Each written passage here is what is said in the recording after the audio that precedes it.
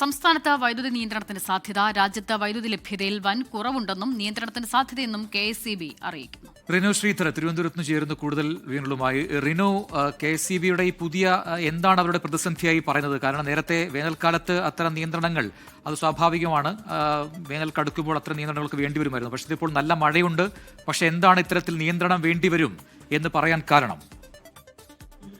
രജിൻ, രാജ്യത്ത് വൈദ്യുതി ലഭ്യതയിൽ വൻ കുറവ് എന്നുള്ളതാണ് KSEBയിൽ നിന്ന് അറിയിക്കുന്നത്. അതുകൊണ്ട് തന്നെ വലിയ നിയന്ത്രണം വേണ്ടിവരും എന്നുള്ളതാണ്.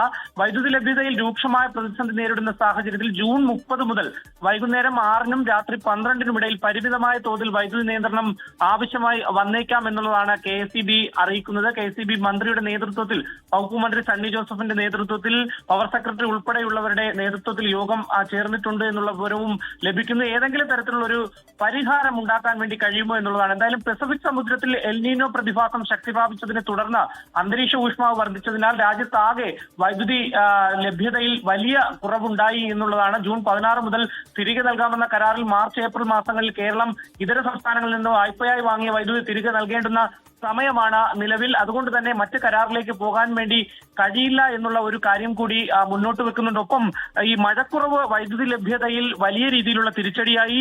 പവർ എക്സ്ചേഞ്ചിൽ നിന്നുള്ള വൈദ്യുതി ലഭ്യതയിലും വലിയ കുറവുണ്ടായി. ഇതെല്ലാം തന്നെ സംസ്ഥാനത്ത് വൈദ്യുതി ഉൽപ്പാദിപ്പിക്കുന്നതിനും അതുപോലെ തന്നെ മറ്റ് സംസ്ഥാനങ്ങളിൽ നിന്ന് വാങ്ങുന്നതിനും തടസ്സം സൃഷ്ടിച്ചു എന്നുള്ളതാണ് ഇപ്പോൾ വാർത്താക്കുറിപ്പിലൂടെ KSEB അറിയിക്കുന്നത്. അതുകൊണ്ട് തന്നെ ഈ ഉടൻ തന്നെ, അല്ലെങ്കിൽ ജൂൺ 30, നാളെ മുതൽ ജൂൺ 30 വരെ വലിയ രീതിയിലുള്ള നിയന്ത്രണം ഉണ്ടായേക്കാം, അല്ലെങ്കിൽ ആവശ്യമായി വന്നേക്കാം എന്നുള്ളതാണ് KSEB അറിയിക്കുന്നത്.